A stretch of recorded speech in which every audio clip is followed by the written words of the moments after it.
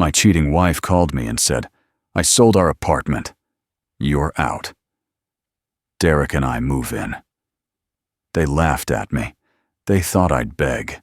She thought she'd won. But I didn't shout. And when she stormed in with her lover, I showed her what she'd forgotten. She called me cruel. I called it consequences. For the full story, hit the link below.